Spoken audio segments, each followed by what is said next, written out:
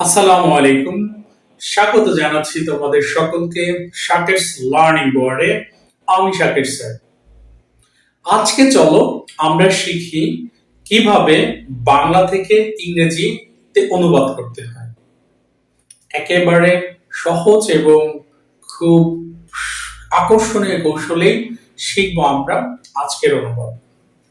So দেখো, আমি একটি বাংলা এক্সাম্পল আগে লিখছি।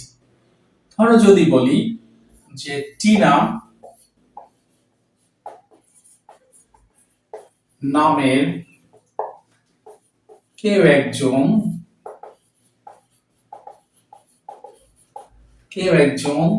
গতকাল এখানে এসেছিল।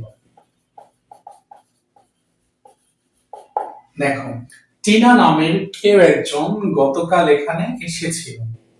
অনুবাদটি দেখে মনে হচ্ছে খুবই কঠিন, আবার অনেকের কাছে মনে হচ্ছে খুবই সহজ। আসলে কোনোটিই না।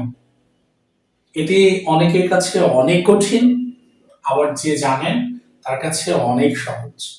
চলো আমরা শিখে নেই কিভাবে এর অনুবাদ করব। যখন আমি বাংলা থেকে ইংরেজি অনুবাদ করব, সবার প্রথমে আমার জানা দরকার কোন টেন্সে বাক্যটি দেয়া আছে সেটা ধরা। এরপরে সাবজেক্ট খুঁজবো, তারপরে ভার্ব খুঁজবো, এরপরে অবজেক্ট খুঁজবো। এরপরে যদি অতিরিক্ত কিছু থাকে সেটা হচ্ছে এক্সটেনশন।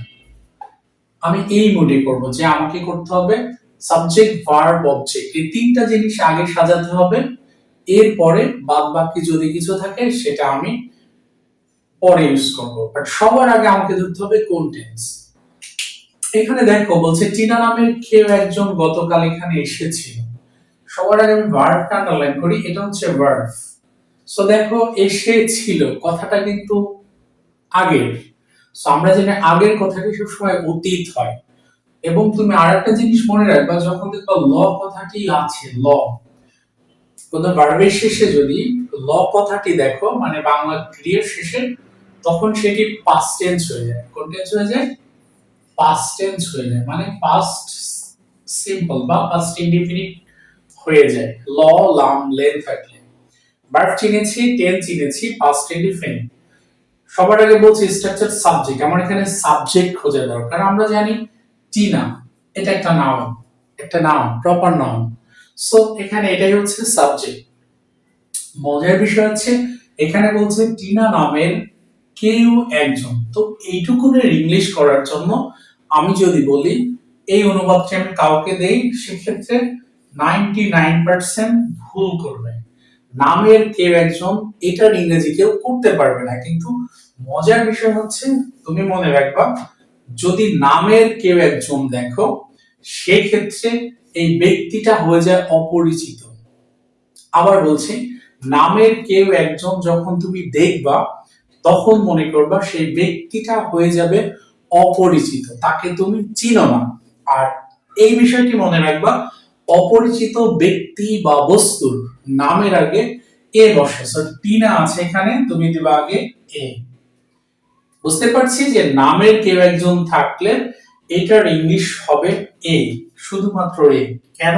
এটা আর্টিকেলের ব্যবহার। অপরিচিত কোনো ব্যক্তি বা বস্তু যদি হয়, তার নামের আগে এ বসে। আর এখানে সাবজেক্টের এই যে দেখো, সাবজেক্ট হচ্ছে টিনা। এবার লিখো টিনা, এ টিনা। তার মানে আমার সাবজেক্টের কাজ হয়ে গেল। এই পুরো টুকুনের কাজ কিন্তু আমার হয়ে গেল।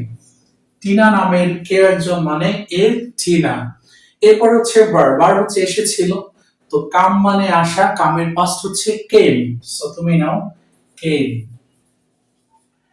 এরপর হচ্ছে অবজেক্ট। এখানে আমি যদি অবজেক্ট খুঁজতে যাই, সেক্ষেত্রে দেখো এখানে কোনো অবজেক্টই নাই, কারণ অবজেক্ট বের করার নিয়ম হচ্ছে কি দিয়ে প্রশ্ন করে।